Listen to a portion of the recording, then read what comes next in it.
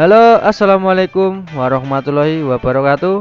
Oke, teman-teman, pada kesempatan kali ini saya akan kembali memberikan update pembangunan dari Relayang Simpang Joglo, Kota Solo. Tidak usah berlama-lama, selanjutnya saya akan terbangkan drone-nya dan melihat kondisi terbaru dari pembangunan Relayang Simpang Joglo, Kota Solo.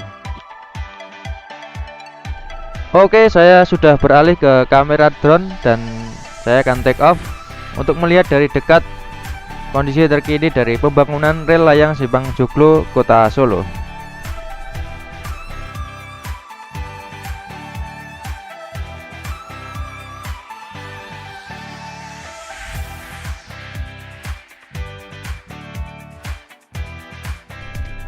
Dan bisa teman-teman lihat dari sini, yang mana untuk kedua sisi jembatan ini masih belum tersambung, tetapi bisa kita lihat untuk sisi jembatan sebelah selatan atau sebelah sisi kiri dari video ini sudah selesai.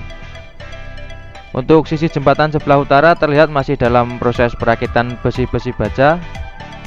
Dan sekedar informasi, untuk saat ini jalur persimpangan masih belum dibuka dan terpaksa teman-teman yang sering melewati jalur ini harus mencari jalur alternatif lain.